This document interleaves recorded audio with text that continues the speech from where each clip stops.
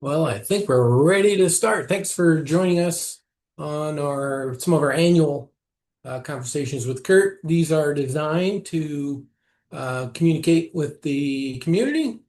We've done them in person and we've done them online. The in-person ones, we only usually get a couple dozen, and it's because it's during the day.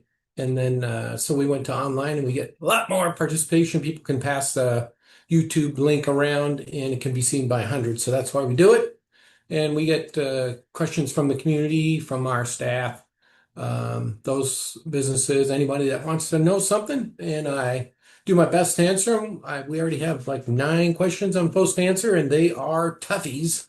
And there probably could be 45 minutes on each question, but we'll give it the college try. It will be on the superintendent's page if you want to pass it around later.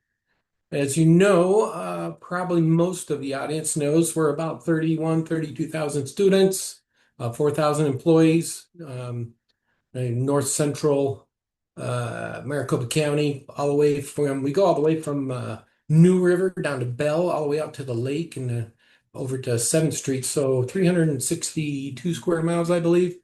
And so it's a big district land-wise. This is my 27th year being a superintendent and my 9th year here in Deer Valley. So we want to thank all the parents and community members and staff who are joining us today and who pass it around too. Feel free to pass the message. We have all kinds of topics today, so we'll get rolling here pretty quick. I'll answer as many as I can and try to keep it under an hour, just like church. And so I'll give it to college, try to shorten my answers, but some of these are pretty tough. So I'll start with a couple of questions from staff members and community members. This one here, the first one is from a community member. I'll read it. Can you explain your understanding of the current state of the educational system in Arizona? And why is there no accountability and transparency for charters, privates, or ESAs? Again, this could take 45 minutes to answer this one. This one's deep. I think the short answer is it boils down to money. There's money to be made, hence the reason why national companies are showing up here in Arizona. It's a blank check in Arizona, so that anytime you have free money, people show up. So I've even met, I think my jeweler, where I buy my gifts for my wife, he said he's moving from Minnesota to here and his family to here as well, just because they can get free money. Well, then I started talking to him about what it is and the nuts and bolts of it. And the long story short is like, oh, I didn't know that there's no accountability or transparency or those kinds of things that the public schools have to do. So um, the good news is I think he still moved to from Minnesota here because he loved the weather. So, but in general, I think it boils down to money. And sometimes I use this analogy of a gas tax to explain just kind of the dysfunctionalness of Arizona when it comes to education, K-12. If you fill up your car at the gas station, you get what's called a gas tax. And that gas tax helps to pay for the roads, street signs, lights, etc. Well, 90% of the users in Arizona are public schools, is where most people go. So that gas tax, if you want to call it, is supporting what most people use on the roads. But as you know, we're 49th in the nation for funding support from the legislature. So our roads are pretty bumpy, full of holes, and deteriorating. But we have the legislature also said, well, hey, private schools, you can build your own roads right next to the public school roads, but only Ferraris and Mercedes and the new C8 Corvette are allowed on it. And so that road is only for certain people. And you could argue the same for another set of roads right next to those where the charter schools are. They're charter school roads, and their roads are not regulated either. But that's not the goofiest part. The sneaky part or the interesting part is ESAs are basically taking the gas tax dollars and paving their own private driveways. So that's how dysfunctional our system in Arizona is. we have really three and a half road systems out there with really little oversight. The only one that has the most oversight is public schools, and obviously they're starving public education as we are 49th for funding. And so that's the road everybody's on, but that's the analogy that I use. It's just, I think one word would be dysfunctional. Number two question. This is from a staff member. How much is our current AZ political climate impacting the public school system, and how do we change the anti-public school movement? No question that when the legislature allowed school board members to serve as legislators, that changed the game in Arizona. Most states do not allow that, and so what happens is the political machine sees the school board seat as the JV team, where they can warm up and see if they have the potential to be a legislator. So actually in Arizona, you can do both at the same time, which is super rare in the country. So I think what happens with that is it kind of changes why school board members show up to serve. Some are here to help, in this case, Deer Valley Unified. Others are here for a stepping stone off of us. So that is a one of the negatives I see about our current system, about how the political climate impacts Deer Valley. And the second part of the question is around the anti-public school movement. I would just say it's misinformation. That is probably the number one thing we deal with. And how you combat that is with solid information. So you as a user on the other end, I always look at the person who's printing the material or has the argument that Deer Valley is this or Deer Valley is that. Look at their integrity, their character, their are they unemployed? Are they, fired multiple times? Are they a person that's a controversial person in the system or in their community? Are they serving others? Are they a model citizen, etc.? Those are the people, there's different people that you can learn over time who you can trust that will give you good information. And we don't put out anything that's false because we have, hundreds of thousands of people that rely on our information. So when in doubt, go to the horse's mouth. That's Deer Valley. Our social media feeds, all of our board documents, all those things are all public and all can be seen, which is not true in any of the other three systems that are in Arizona. So, in general, we just put out the right story and make sure that people know what's really going on inside of our schools. And again, if you want to see it, you can always come check it out. Come find me, and I'll give you a tour, show you what's actually really happening in Arizona, and particularly Deer Valley. Number three, how well does DVSD do in comparison to the state in academics? Wow, this could take 45 minutes as well. The short version is we do really well and have really done well for the last decade. And what I always tell people is context matters. Context is king when it comes to judging systems. And you could say this about private ESA or charters as well. I always say compared to what? So you'll often hear keyboard warriors out there in TV land making up or taking pieces of data and making a new story. And I always ask, compared to what? So, for example, they might say, hey, look at this third grade score, look at this fifth grade score, they did this, they did that. And then I say, compared to what? So are you comparing that to our peer districts, our districts that are like us? Are you comparing that to downtown? Are you comparing it to California? Because if you don't have context, then you end up with a false narrative. That's how you get in trouble when you're working with data. So our tests, we score well on the state tests, but you can't compare year to year because there are different groups that are taking the tests, and also the tests are different. Every year they're different, and also the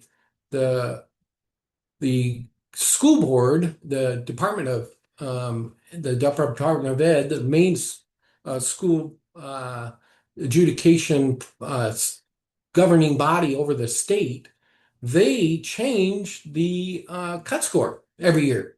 It's because they want a perfect bell curve. So therefore, comparing year to year doesn't work. So what you can do is every year do the tests in relationship to peer groups or kids that took that test, those fourth graders against other fourth graders in the state. That's a legitimate comparison. The only reason why we use test scores in succession in years is for trends. We look for trends. That's how we use it.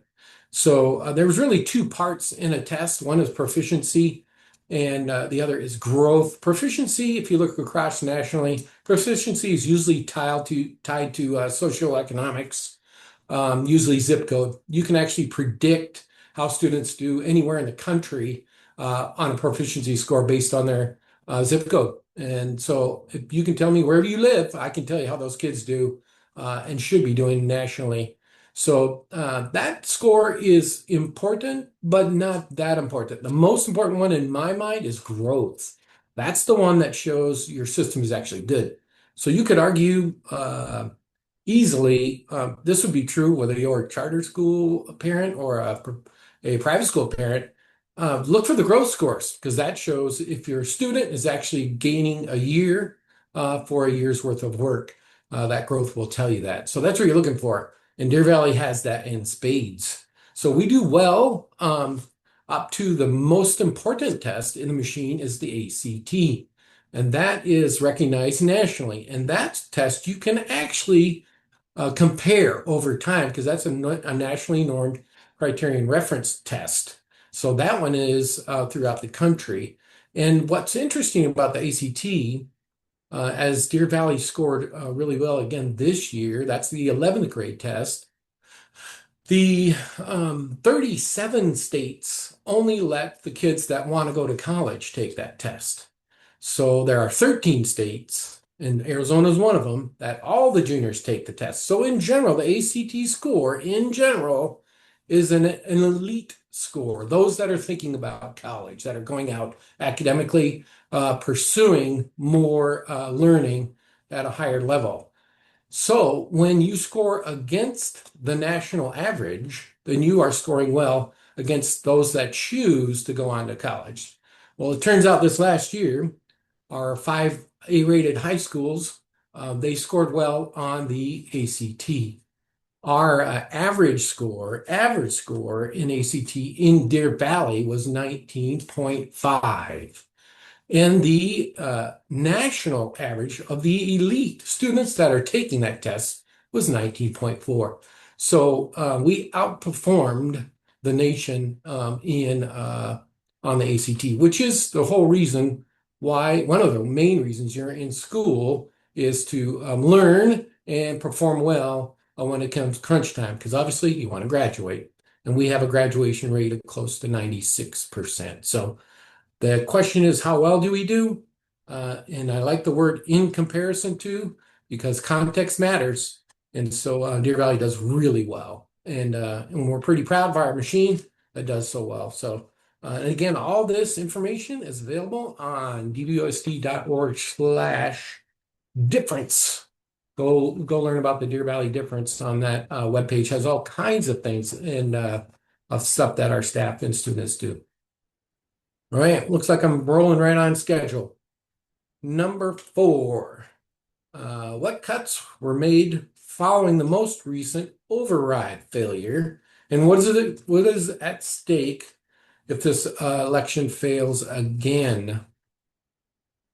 Again, there's a 45-minute version, but the 5-minute version is in our business, we are 85% people. That's mostly what our budget is around because we're in the people business. The other 15% pay for the lights and tires and AC units and those kinds of things, electricity. But so when you cut $11 million, because our override failed, we had to cut the first 11 last year, and we'll have to cut another 11 if it doesn't pass this year. and another 11 the following year to a total of 33 million. Since this has been in our budget for since the 90s, we've had to scale back some of our programs and some of our staff. So my goal is whenever you're in the cut mode, 'cause remember I've been a superintendent for 27 years and this is not my first rodeo. When you cut, I prefer to preserve jobs. So we try to do everything to keep here, keep them happy, keep them engaged, because we hire the best and we make the difference, and those people make the difference. So we cut about 50 positions last year through attrition. So when somebody moves back to Alabama, or has family problems, issues, or something they have to deal with, and they have to check out from education for a time being, we just didn't replace their positions. So we reduced about 50 FTE, full-time equivalent, last year. And you could argue, you could easily draw the line that if we have to cut another 11 million, it'll eventually reach more and more people over time. So if I could do a little commercial here for the override, it's on November 4th. You can learn more at dvusd.org/election, more details there. But in general, on the last mail-in ballot, about 9% of our parents voted. And obviously, I think it wasn't that they didn't care. I think it was, I call it the Good Samaritan scenario. Everyone thinks everybody else is going to vote for it, or of course it's going to pass. They don't need my vote, or they don't need my engagement. So we assume that the parents now have figured out, like, oh, this is starting to impact me. My fees for band and cheer and football all went up last year. My class sizes went up a kid. They are starting to see the impact of it, and so I'm assuming they'll be more engaged this next lap. So if you want to know more, you have to be registered first, obviously, to vote, but it's a mail-in only. So we hope that our parents will get more engaged. We had about 29% of our staff, 26%, I believe, of our staff that were actually voted in the last mail-in as well. So this override is an override since we've had since the 90s, and so we like to continue on being the best school district in Arizona. It takes dollars to do that. So enough for the commercial there. But sometimes there's a confusion over what a bond is and what an override is. I think the easiest way to look at this is an override, which is people and programs. Bonds are things, buildings, bus tires, AC units, that kind of stuff. So this one's from a community member. What are the greatest accomplishments in DVUSD during your tenure, and what are the greatest challenges going forward? Another super tough question. I think the greatest accomplishment has really been our consistency. Maybe that's it. Maybe consistency. I would go with that word. We continue to march. We built systems and hired the right people, put them on the right seat of the bus. If you know that analogy from the Jim Collins Good to Great series, if you have the right people on the right seats, then good things happen. And so we've been consistently marching forward for the last, well, since I've been here 9 years, and our academics, athletics, and fine arts shows that. And so, look at the data. What does the data say? Usually that three-legged stool, some districts have parts of it, but not all of it. And Deer Valley has all three parts. Academically, it's usually between us, Chandler, and Deer Valley, and we obviously work with a fraction of the dough they work with. But I think we, again, outdid ourselves again this year. Academically, or in the fine arts, we actually all of our high schools and our even middles and K8s, K6s, they're all of our theater programs and choir programs and band programs are all top shelf and win awards constantly. In fact, in marching band last year, Deer Valley Unified won 2 of the 4 divisions. Barry Goldwater was the state champ. All 5 high schools made it to the final day of the competition, which has never been done before, probably by any district in the state.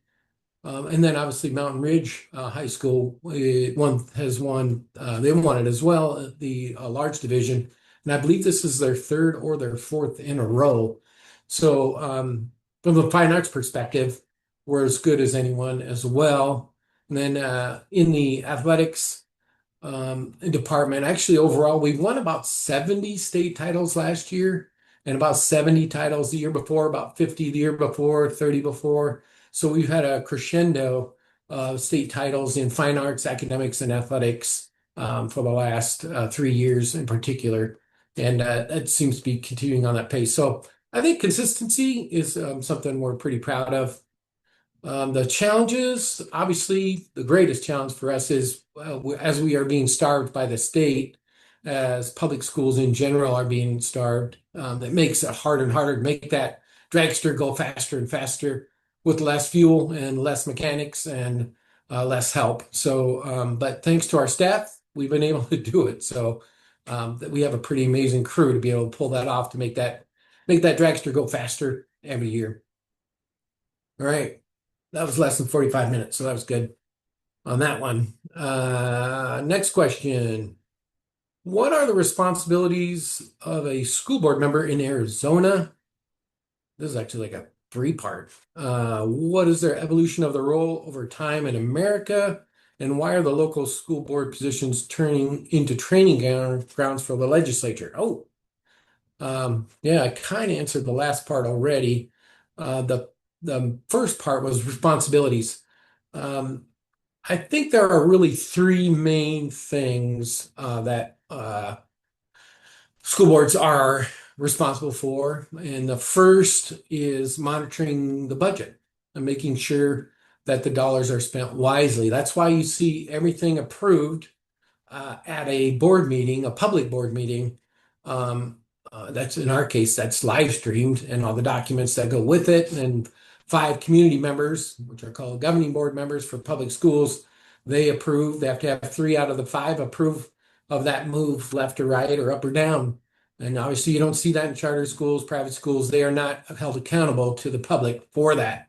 They can have their cousins, uncles, and grandmas on their boards and help them make decisions on where to spend their money. But in public ed, everything is out in the open. We get audited every year, and we also have FOIA requests, Freedom of Information requests from the community all the time, and we deal with those all the time. So, and we turn stuff over all the time. So that's different than those other entities. They don't have the accountability, as we know. ESAs don't as well. I believe Superintendent Horn approved $124 million, $2,000 at a time without any receipts. So that's something that would never happen in a public school system. So, and obviously privates don't, if they don't take the tests, they are required to take tests, the state test or follow state curriculum. So they don't, they don't have to have the same scrutiny as well. So the evolution of the role in America, that's another 45 minute to explain that. But I think you could say this.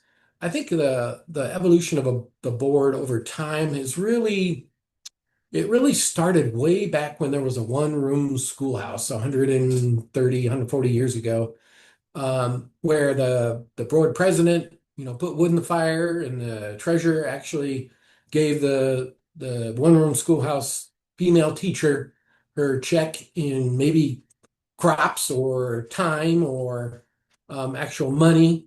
So they actually were involved in the day-to-day. And obviously, over time, this one-room schoolhouses weren't to scale.